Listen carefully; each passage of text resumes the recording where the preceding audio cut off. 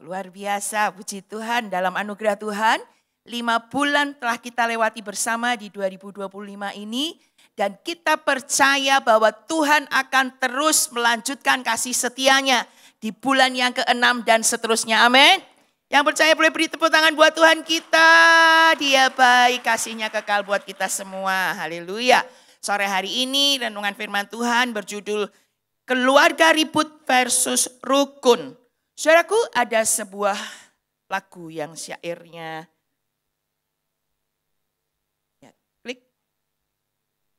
sebuah lagu yang syairnya seperti ini. Harta yang paling berharga adalah keluarga. Betul enggak ya? Ya.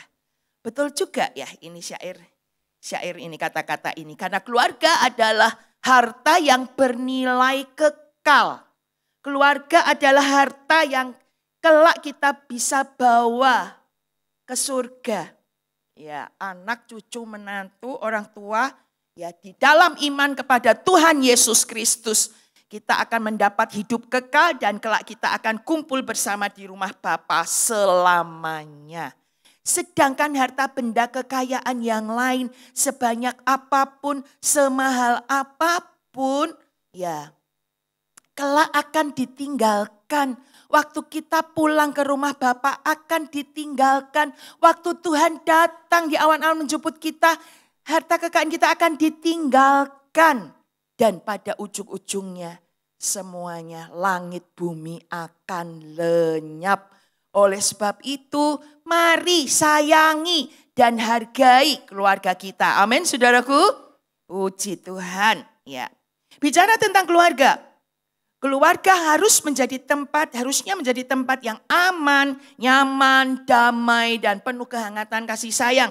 Ada sukacita, ada ketenangan, ada cinta kasih di sana. Tapi fakta tidaklah selalu demikian. Ya.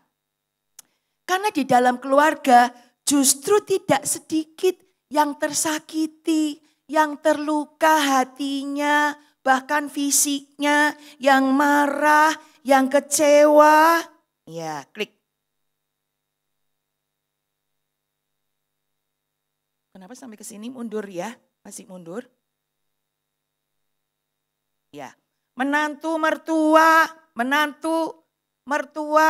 ya pada bawa maunya masing-masing, suami istri berselisih, bertengkar, ribut, ya dari hal kecil sampai hal besar ada yang mempotensi membuat pertengkaran itu. Orang tua anak tidak saling memahami dan saling mengerti. Kakak beradik pada mau menangnya sendiri. Ya. Ada tangisan dalam keluarga. Ada teriakan, ada caci maki, ada kata-kata kotor. Ya, di dalam keluarga. Ya, ada yang berkata seperti mesin yang kehabisan minyak pelumasnya. Jadi suaranya berisik. Gandeng pisan, ya. Semoga di sini tidak ada. Amin Bapak Ibu. Semua baik-baik saja ya. Nah, dari mana? Apa penyebabnya keributan dan pertengkaran di dalam keluarga? Firman Tuhan berkata, dari manakah datangnya sengketa dan pertengkaran? Klik. Bukankah datangnya dari hawa nafsumu yang saling berjuang di dalam tubuhmu? Kamu mengingini sesuatu, tetapi kamu tidak memperolehnya. Lalu kamu membunuh, kamu iri hati, tetapi kamu tidak mencapai tujuanmu. Lalu kamu bertengkar dan kamu berkelahi. Kamu tidak memperoleh apa-apa karena kamu tidak berdoa. Keributan, pertengkaran muncul karena hawa nafsumu yang saling berjuang di dalam tubuhmu. Ada hawa nafsu, ada keinginan yang tidak terkendali yang berkecamuk di dalam diri kita ini. Ya. Yang pada saat itu tidak terwujud, ya, tidak mendapatkannya akan muncul kemarahan, kebencian, ya, perkelahian, iri hati, bertengkar. Ada sebuah keluarga yang baru saja memakamkan jenazah almarhum ayahnya. Baru saja selesai acara pemakaman. masih di pemakaman. Ya, belum sampai ke rumah, sudah terdengar teriakan sana sini. Kakak beradik marah-marahan, ya, saling tuduh-tuduhan. Apa yang mereka pertengkarkan? Warisan. Baru saja dimakamkan ayah terkasih, pertengkaran sudah terjadi. Hawa nafsu yang saling berjuang. Ya. Saudaraku, ada banyak hal yang bisa menyebabkan pertengkaran di dalam keluarga. Klik. Perbedaan-perbedaan yang ada. Ya, latar belakang keluarga suami istri. Ya, pendidikan dan banyak hal yang bisa memicu adanya pertengkaran. Dari masalah keuangan, ya. Saat-saat ini tekanan finansial terjadi di mana-mana, PHK di mana-mana. Belum lagi kalau kena pinjol, ya, kecekik dengan bunga dan denda yang begitu besar, ancaman teror dari debt collector dan seterusnya, saling menyalahkan, ya. Pertengkaran bisa terjadi di masalah keuangan karena komunikasi yang kurang baik, tidak mau mendengarkan, terjadi salah paham, pertengkaran terjadi, masalah perbedaan pola asuh anak, mau otoriter, mau permisif, mau keras, mau lunak, ya. Perbedaan ini bisa menimbulkan pertengkaran. Kemudian campur tangan dari pihak luar, orang tua, mertua, ya. Kecanduan gadget, asik dengan scroll medsosnya sehingga anaknya jatuh, ya. Anaknya sedang ngalamin kesulitan, gak ngerti, sedang asik terus. Saudaraku, dan bahkan masalah seks dan banyak hal bisa menjadi penyebab pertengkaran dalam keluarga. Keributan di dalam keluarga. Tapi apapun penyebab dari pertengkaran itu, saudara, satu hal yang perlu kita pahami di sini bahwa pertengkaran jangan dibiarkan. Karena pertengkaran yang dibiarkan akan berulang. Pertengkaran akan terjadi lagi di poin yang sama, di masalah yang sama. Dan tidak hanya itu, pertengkaran yang terus terjadi akan merusak di banyak hal. Merugikan di banyak hal. Hubungan jadi renggang, suami istri, orang tua anak, mertua menantu. Ya. Hubungan jadi renggang, gak kepingin ketemu. Ya. Cenderung menghindari. Berlama-lama di kantor, berlama-lama di toko, berlama-lama di pasar. Ya. Akhirnya iseng-iseng, nongkrong sana, nongkrong sini. Iseng-iseng, kecandol sana, kecandol sini. Saudaraku, hanya dari sebuah pertengkaran yang tidak dibereskan. Komunikasi jadi rusak. Ya. Sering salah paham, baperan. Ya. Saudaraku, banyak hal yang bisa terjadi. Kepercayaan rusak, cenderung untuk merahasiakan dengan keluarga, dengan suami, dengan istri. Dan akhirnya curhatnya kepada orang lain di kantor, di mana, siapa yang ada, siapa yang mau mendengarkan aku. Akhirnya lebih dari curhat. Ya. Ada resiko, ada banyak resikonya, kesehatan mental. Ya, mood kerja jadi gak bagus, semangat kerja gak bagus, pencapaian target gak tercapai. Ya, susah tidur, stres, depresi, tensi naik. Dan yang lebih fatalnya lagi, pertengkaran yang tidak dibereskan, yang dibiarkan menjadi celah iblis. Sakit hati, kemarahan yang dibiarkan akan menjadi celah iblis. Saudaraku, satu pasang suami istri usia 21 tahun, suami 31 tahun, mereka menikah. Dengan pacaran, ya cinta kilat 74 hari pacaran, hari yang ke-75 menikah. Ya.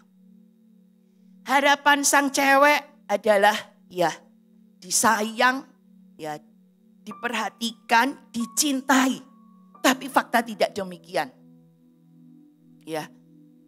Yang didapat si istri adalah makian, cacian, hujatan, kemarahan yang terus. Ya, setiap hari suaminya emosi. Dan hati terluka, gak kuat. Ya, mau cerita sama orang tua, sebetulnya orang tua sudah melarang untuk menikah. Dia nggak tahu apa yang harus dilakukan. Dan pertengkaran itu berlangsung terus sampai 5 tahun. Dan berakhir pada perceraian. Tapi saudara, tidak hanya berhenti pada satu titik perpisahan perceraian. Yang namanya iblis jahat. Lebih dari itu, iblis tidak hanya perusak, tapi targetnya adalah menghancurkan.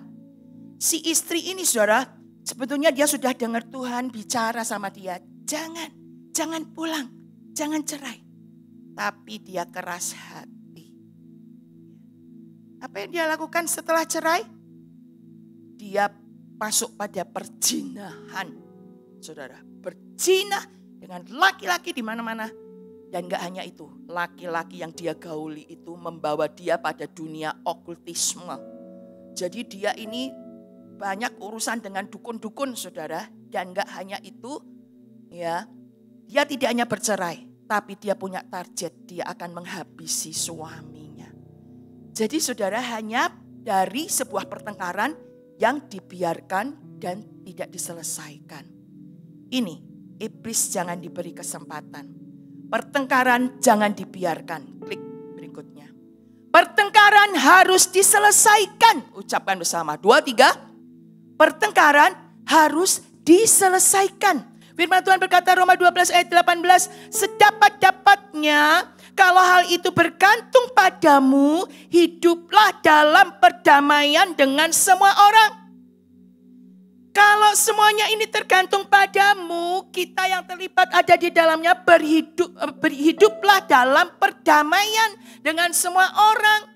Berdamailah dengan suami, dengan istri, berdamailah dengan anak-anak, dengan mertua, ya, dengan menantu, berdamailah. Jangan matahari terbenam sebelum padam amarahmu, segera, ya, selesaikan dan jangan beri kesempatan kepada iblis. Klik. Pertengkaran yang dibiarkan adalah benih perpecahan dan kehancuran. Tapi pertengkaran yang diselesaikan adalah langkah menuju pemulihan. Ya. Pertengkaran harus diselesaikan. Kemudian apa sih yang Tuhan inginkan dalam keluarga? Ya. Mazmur pasal 133 ayat 1 sampai 3. Ini sebuah perikop tentang persaudaraan rukun. Kita baca ayat ini bersama-sama. 2, 3. Sungguh alangkah baiknya dan indahnya apabila saudara-saudara diam bersama dengan rukun. Sebab kesanalah Tuhan memerintahkan berkat kehidupan untuk selama-lamanya. Firman Tuhan dengan jelas mengatakan sungguh alangkah baiknya dan indahnya apabila saudara-saudara diam bersama dengan rukun. Tuhan mau keluarga menjadi rukun. Saudara-saudara diam bersama. Dalam sebuah keluarga diam bersama. Tinggal dalam satu rumah. Tinggal dalam atap yang sama. Saudara sekandung, saudara-saudara sedaging. Ya embokku dulu ya, embok yang rawat saya kalau kecil ya, kalau kita bertengkar begitu ya, dengan koko, dengan adik. Kamu keluar dari perut yang sama, ya. Berasal dari perut yang sama, ya. Perut mama kita. Jangan bertengkar, ya. Ayo hidup rukun, stop ribut-ribut, stop bertengkar. Suami istri, ayo ingat janji nikah kita. Orang tua anak saling mengasihi, anak-anak menghormati orang tua. Ya. Sebab kesanalah Tuhan memerintahkan berkat. Ada berkat di balik kerukunan. Ada kehidupan di balik kerukunan. Untuk berapa lama? Selama-lamanya. Ada pemeliharaan Tuhan yang indah, ada kasih sayang Tuhan yang indah di balik kerukunan. Oleh sebab itu Bapak Ibu Saudara, di kondisi yang sekarang orang berkata tidak baik-baik saja, kondisi yang katanya gelaplah, ya, tapi ada berkat dan kehidupan untuk selama-lamanya buat keluarga yang rukun. Amin saudaraku. Biarlah ini yang kita bangun konsentrasi. Ya, kita punya fokus yang baik. Firman Tuhan ngomong apa dengan situasi kondisi yang ada. Ya, sementara menantikan mujizat Tuhan, sementara menantikan pertolongan Tuhan, ayo rukun. Sudah kerja keras, sudah berdoa tapi ribut terus, bertengkar terus, nggak datang berkatnya saudara. Ya, sementara di kondisi sulit, ayo ya merendahkan hati di hadapan Tuhan, rukun satu sama lain. Kesanalah berkat dan kehidupan untuk selama-lamanya. Klik berikutnya. Kerukunan harus dibangun. Ya, firman Tuhan Efesus 4 ayat 31-32 katakan, segala kepahitan, kegeraman, kemarahan, pertikaian dan fitnah hendaklah dibuang dari antara kamu. Demikian pula segala kejahatan. Pahit hati, geram, marah, pertikaian, buang dari keluarga kita. Di antara hubungan dalam keluarga kita. Ya. Tapi hendaklah kamu ramah seorang terhadap yang lain, penuh kasih, mesra dan saling mengampuni. Sebagaimana Allah di dalam Kristus telah mengampuni kita. Ramah satu dengan yang lain, penuh kasih, mesra. Kapan? Saat ya kepahitan dan kemarahan itu dibuang dari kehidupan kita, dari keluarga kita. Saudaraku, ada sebuah klip yang menginspirasi saya. Dan kiranya ini boleh menginspirasi saudara, bisa ditayangkan, silakan. Papi pulang. Kemana aja? Lama banget pulangnya. Capek tahu di rumah seharian sama anak. Nih, main sama Mei.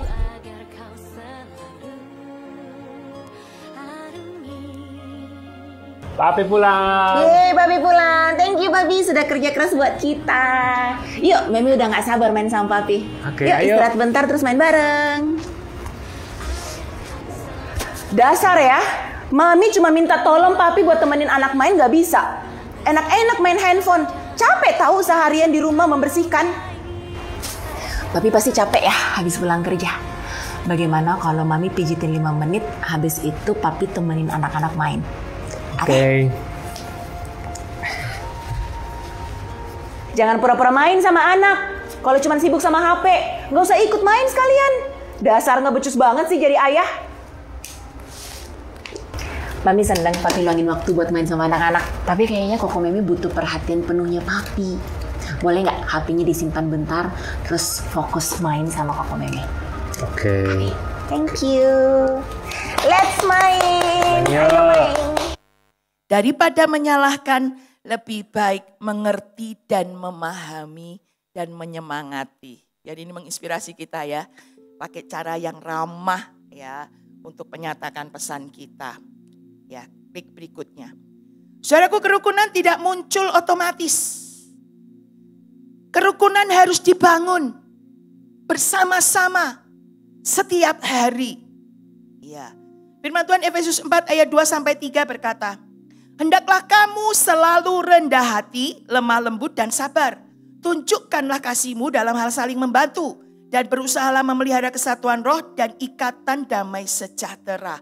Ini sebuah perikop yang Rasul Paulus sampaikan ya kepada jemaat di Efesus tentang kesatuan di dalam jemaat. Bicara tentang kesatuan, keluarga bersatu. Apa yang harus dilakukan? Hendaklah kamu selalu rendah hati, lemah lembut dan sabar. Selalu, ini bicara setiap hari dalam segala situasi dan kondisi dengan siapa saja. Ya, rendah hati, lemah lembut dan sabar. Ya. Klik berikutnya. Saudaraku, mengapa rendah hati? Ya, mengapa untuk sebuah kerukunan perlu rendah hati? Ya. Saudaraku, biasanya dalam sebuah pertengkaran itu terjadi karena ada dua pihak minimal ya. Yang ingin menang. Ya, berbenturan kepentingan dan ingin menang. Dan kapan pertengkaran itu akan berhenti?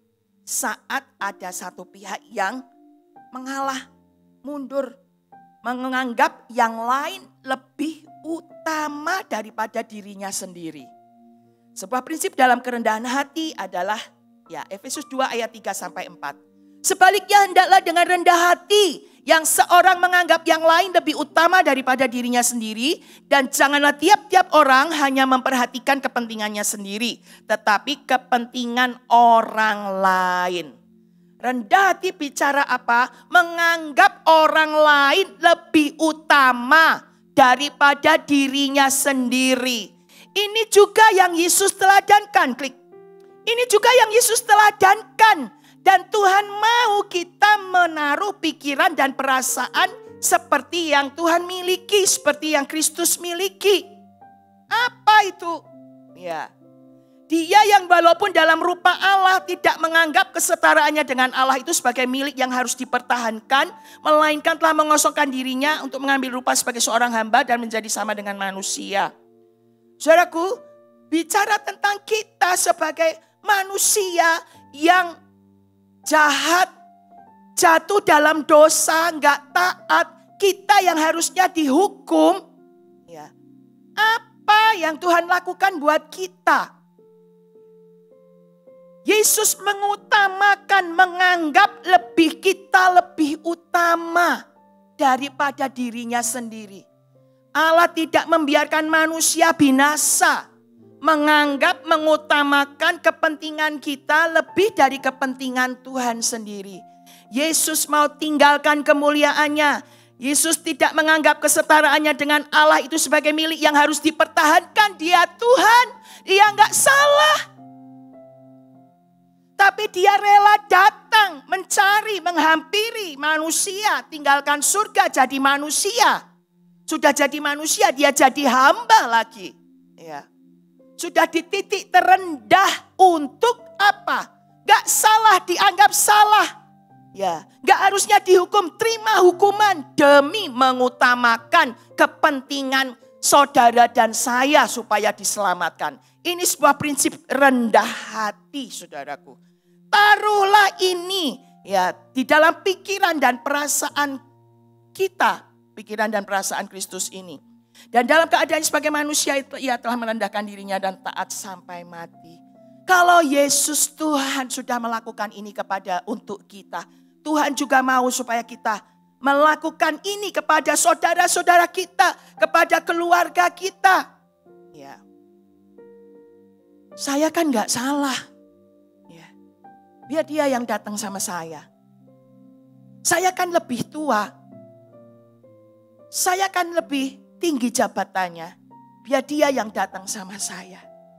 Kalau Tuhan Yesus seperti itu, kita semua binasa, saudara. Tapi karena Tuhan mau merendahkan dirinya, menganggap engkau dan saya lebih penting. Biar kita lebih tua, biar kita gak salah. Datang, berdamai. Kalau semuanya itu tergantung kepada kita. Datang, berdamai. Saudaraku. Klik berikutnya.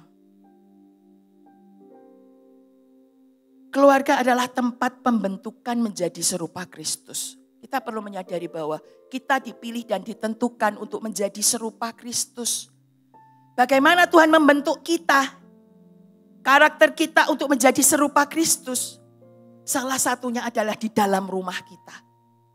Ketemu dengan suami yang seperti ini, ketemu dengan istri yang seperti ini, ketemu anak yang seperti ini, mertua yang seperti ini.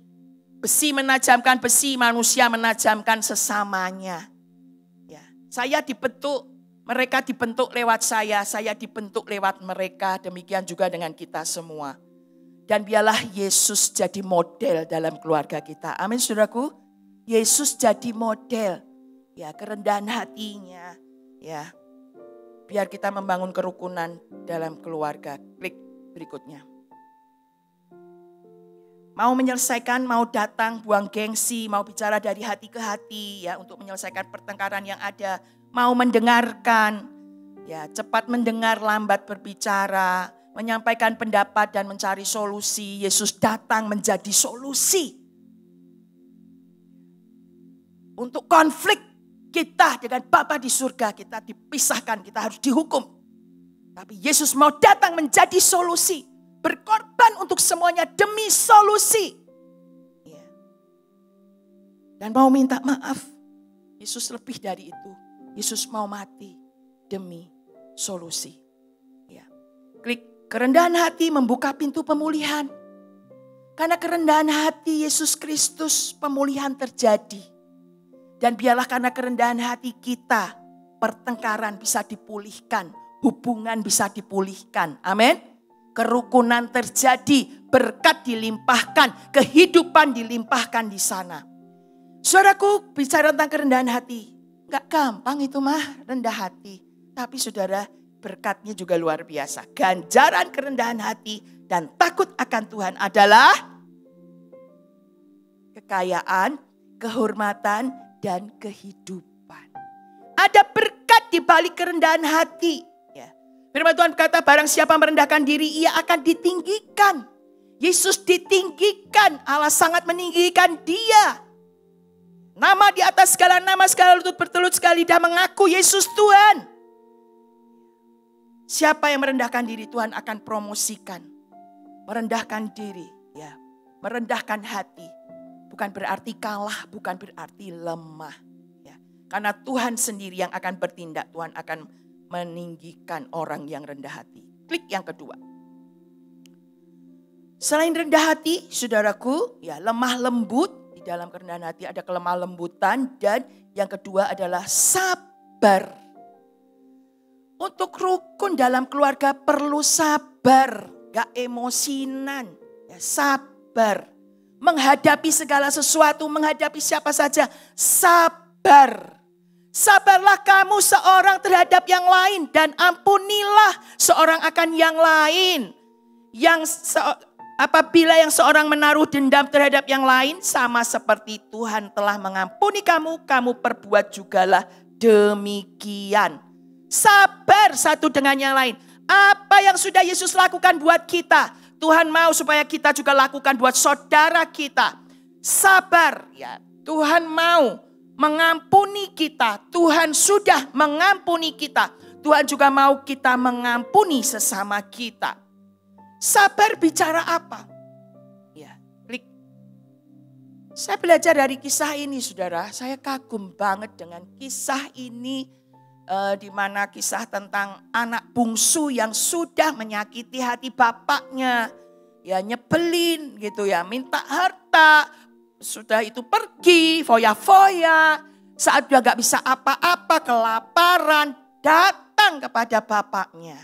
Ya. Tapi apa respon bapaknya? Ya. Waktu dia berkata, Bapak, aku telah berdosa kepada surga dan kepada Bapa. Dalam kerendahan hatinya dia ngaku semua salahnya.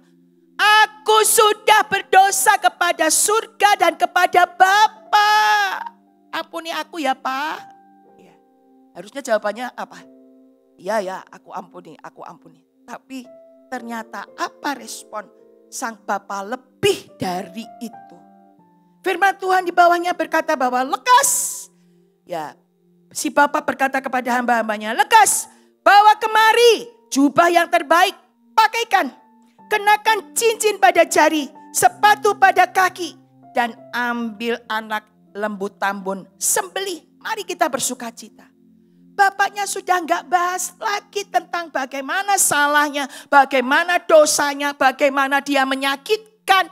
Tapi menerima apa adanya tanpa mempercakapkan kelemahannya, jahatnya, salahnya. Terima full, ya. Lekas, ya. Cari jubah yang terbaik, pakaikan. Waduh, ya. Cincin, sepatu. Ayo kita bersukaria. Sembelih lembu tambun. Waduh, sebuah penerimaan yang luar biasa.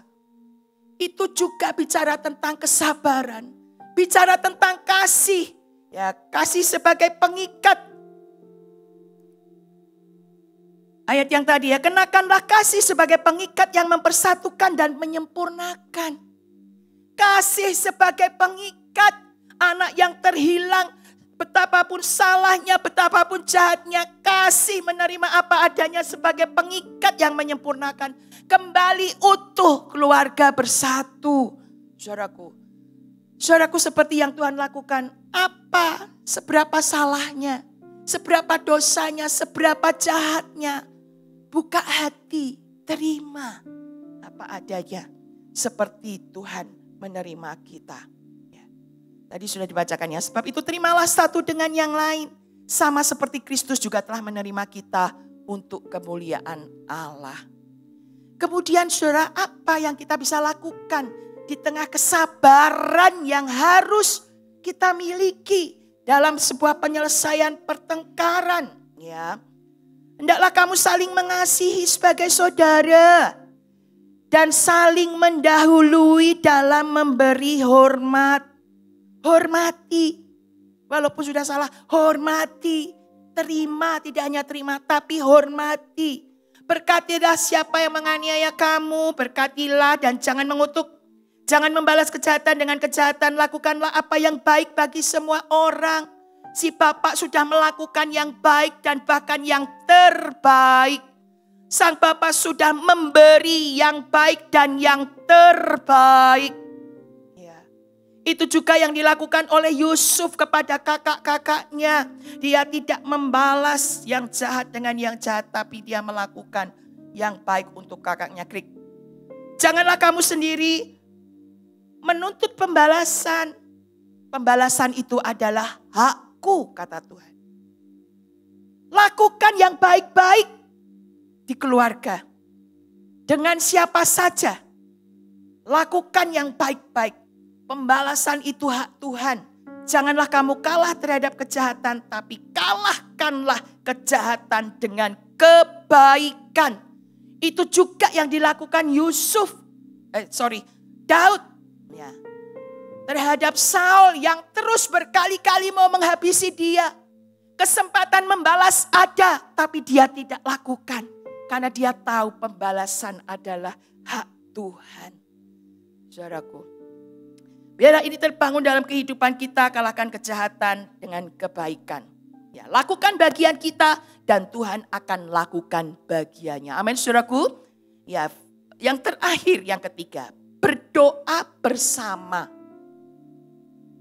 Bicara tentang membangun kerukunan, jangan remehkan yang namanya doa. Karena saat kita berdoa, kita bersama-sama. Saya datang kepada Tuhan, suamiku datang kepada Tuhan. Anak-anak datang kepada Tuhan. Sama-sama membuka hati kepada Tuhan. Tuhannya berapa? Satu. Ya, saat kita membuka hati hidup sama Tuhan. Tuhan mengalirkan kebaikannya, kasihnya, kemurahannya, sukacitanya kepada keluarga. Tuhan yang satu mengalirkan hal yang baik kepada semua keluarga. Di situ kesatuan terbangun. Sebuah cerita saudara, ada sepasang suami istri yang baru saja menikah 3 bulan. Ya, ini si cowok cerita kepada saya langsung. Baru menikah 3 bulan Bu, kami berdua itu tamasyah ke Bali. Tapi di tengah tamasyah itu Bu, terjadi pertengkaran. Dan pertengkaran hebat. Ya, sampai di acara tamasyah itu, si cewekku itu minggat, orang Jawa bilang, pergi. Gak tahu kemana dari rombongan itu. Sampai tour leadernya itu bingung harus mencari kemana ini. Dan ini pengantin baru kok gak bermesra-mesraan yang terjadi tapi malah bertengkar. Walah saya bilang, karena apa sih kamu? Tak bilang, gara-gara makan, pilih makanan. Ya, saya mah orang keras, dia orang keras. Saya paling gak suka makan pizza. Dia pinginnya makan pizza wae. Lah, cuman masalah makanan aja kok sampai kayak gitu. Ya ini kalau namanya orang keras sama-sama keras. Ya. Terus apa yang kamu lakukan? Aku ingat Bu, dengan apa yang dikatakan oleh mentorku waktu aku mau menikah, kan ada kelas pranikah gitu ya. Dan di situ disampaikan bahwa pokoknya kamu kalau ada apa-apa solusinya adalah berdoa bersama, berdua, datang sama Tuhan. Nah itu Bu yang saya lakukan. Ya udah, aku tunggu dia datang, dia pulang, ketemu lagi. Dan apa yang dilakukan bersama-sama ya saling memaafkan dan kemudian datang berdoa bersama. Doa bersamanya tidak hanya satu kali itu saudara, dilakukan terus ya. Dan Bu luar biasa loh Bu. Doa bersama ini membuat saya itu kok jadi berubah gitu ya. Saya yang dulunya nggak suka pizza, sekarang jadi suka pizza Bu. Boleh bilang luar biasa. Dan nggak hanya itu. Kalau istriku lagi mau melakukan sesuatu, aku juga kerasa pengen melakukan sesuatu itu. Jadi kita sudah sehati. Demikian juga kalau aku pengen melakukan sesuatu, istriku juga sudah kerasa untuk melakukan sesuatu itu. Jadi kita kompak, luar biasa saudara. Di tengah perbedaan sama-sama keras, hati dilembutkan saat sama-sama datang kepada Tuhan. Dan bahkan sudah jadi klik saudara, batin hatinya luar biasa. Keluarga rukun, doa bersama. Amin saudaraku. Ya. Kamu tidak memperoleh apa-apa karena kamu tidak berdoa. Ayo berdoa. Dalam menghadapi perbedaan-perbedaan dalam keluarga kami saudara. Pertengkaran bukan menjadi pelampiasan begitu. Tapi doa. Doa ini jadi solusi. Solusi kunci dalam keluarga kami. Ya, waktu kami berbeda pendapat ya saya dengan suami. Waktu krisis moneter 98, sementara banyak perusahaan tutup, karyawan-karyawan di PHK, suamiku ngalamin promosi, dipromosikan Tuhan, anugerah Tuhan. Dia dipindahkan ke Surabaya, ya walaupun berjauhan, tapi tetap itu bagian pemeliharaan Tuhan yang luar biasa di kondisi sulit. Suamiku dipromosi di Surabaya dan suamiku punya ide untuk mau studi lanjut. Kuliah lagi, ambil S2 di Surabaya.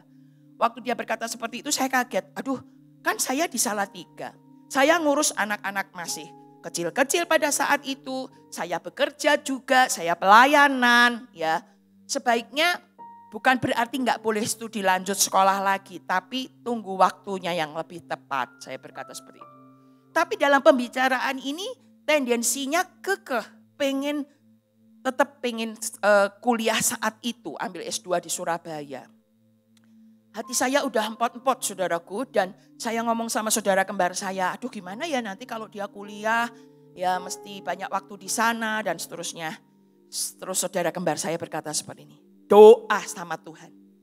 Minta sama Tuhan supaya keputusan Tuhan itu ada di mulutnya. Supaya dia ngomong apa seperti yang Tuhan mau. Oh iya. Saya doa. Jadi saya enggak, pokoknya lo ya. Kan kalau mau bisa toh kita saudara ya. Pokoknya lo ya janji. Jangan kuliah dulu pokoknya. Nanti kalau kuliah diancam aja ya. Biar dia enggak ngelakuin, enggak nekat mau kuliah lagi. Tapi enggak. Aku doa sama Tuhan. Saya ngomong sama Tuhan. Jamah hatinya. Ya supaya keputusan Tuhan jadi keputusan dia.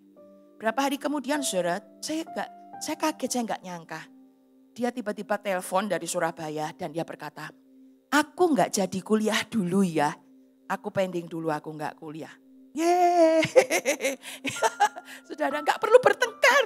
Ya, saudara. Aku berdoa sama Tuhan. Jadi aku dapat apa yang aku inginkan. Bukan karena kemauanku yang harus. Tapi apa yang terbaik dari Tuhan itu sudah diarahkan. Terus masalah dengan anak.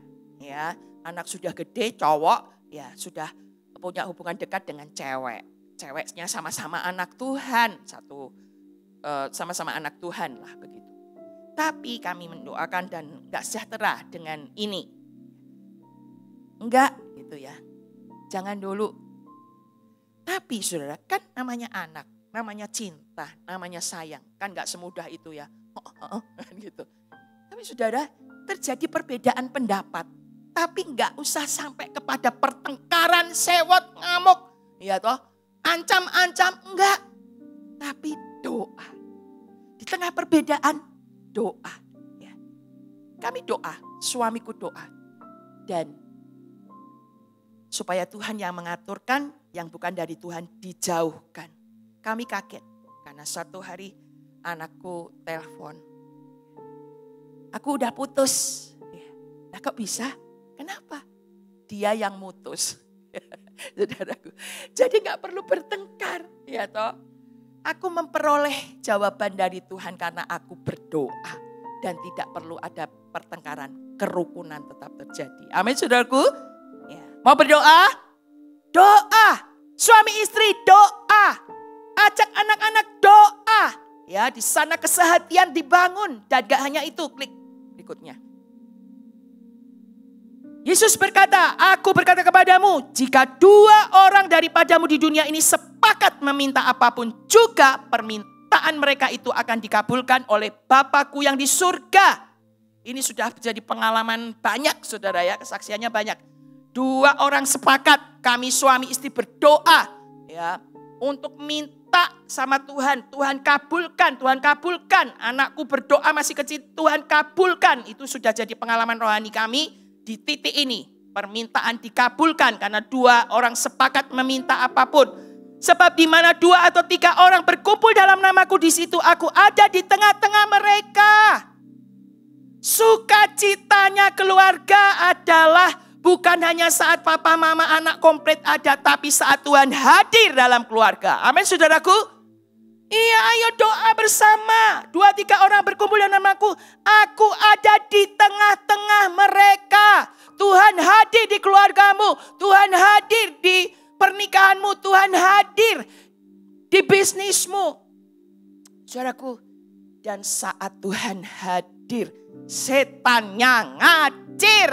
Amin saudaraku. Setannya minggat, setannya pergi.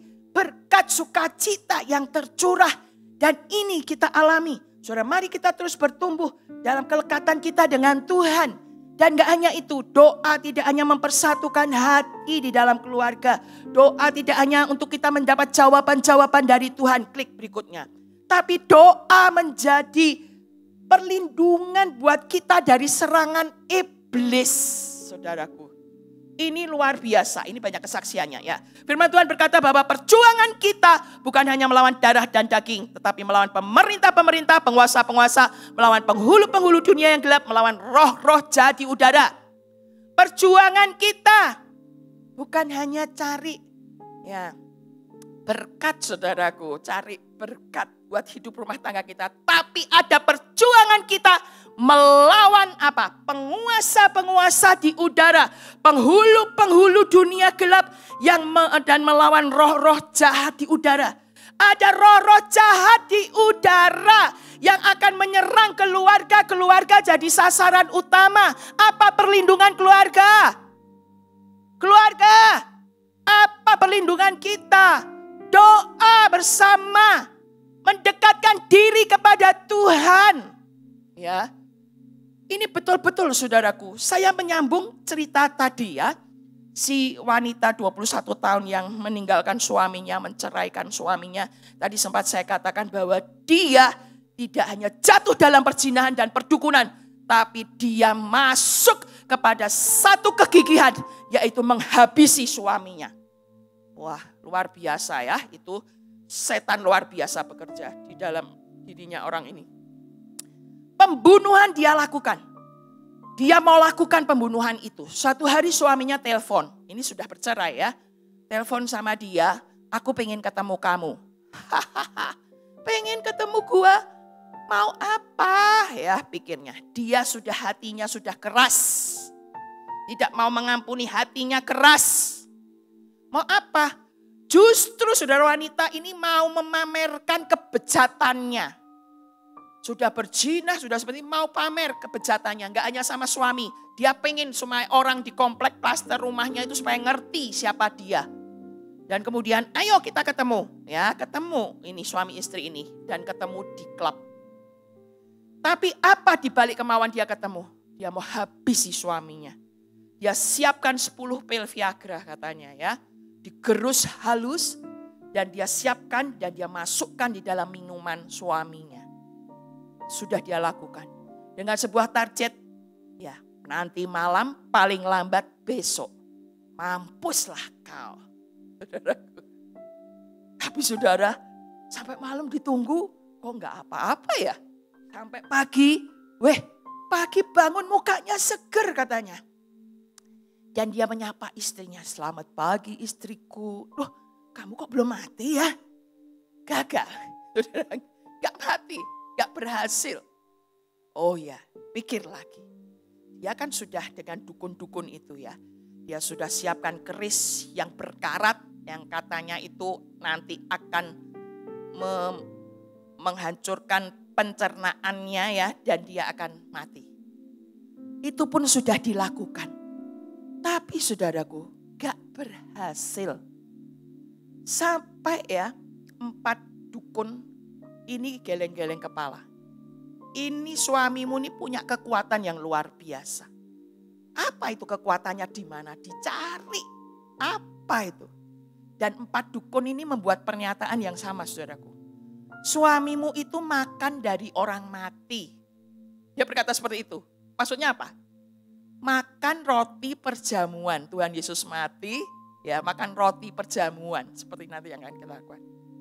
Itu saudara, darah Tuhan Yesus membungkus dari semua serangan-serangan roh jahat. Jadi gak mempan, gak bisa masuk, gak nembus. Ada perlindungan Tuhan, dan gak hanya itu. Setelah istrinya, dia juga menyatakan bahwa suaminya ini berdoa terus sejak perpisahan itu. Berdoanya dengan siapa? Dengan anak kecilnya yang berusia 4 tahun. Doa bersama dengan anak kecilnya 4 tahun, mendoakan mamahnya, pertobatan mamahnya. Supaya dikasih jalan terang sama Tuhan, supaya hatinya dijamah Tuhan.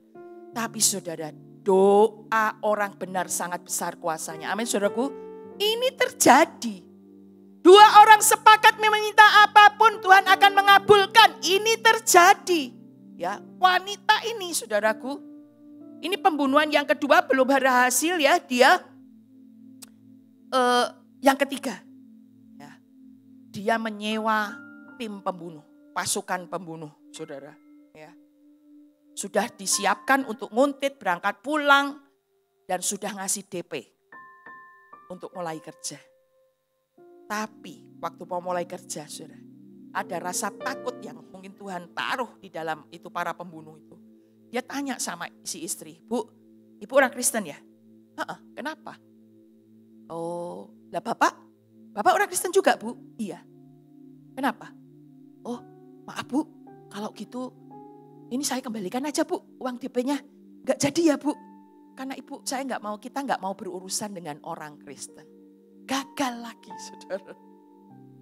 Jadi bicara ya, ada kuasa maut yang mau menyerang, mau dibunuh dengan cara apapun, dengan kekuatan apapun. Gak mempan, gak berhasil. Karena ada apa? Perlindungan. Jadi ayo doa bersama, mendekatkan diri sama Tuhan. Ada perlindungan.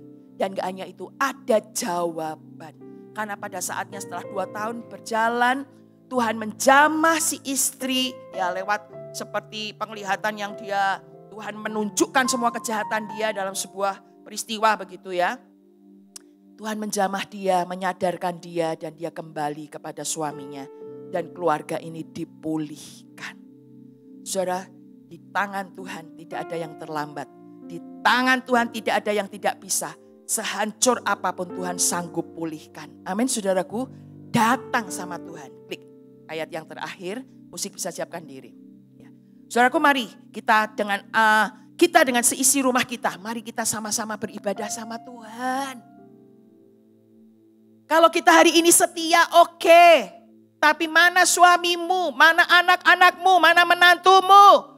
Ayo kompak, sehati mendekatkan diri pada Tuhan. Berdoa dan beribadah kepada Tuhan. Ya, klik.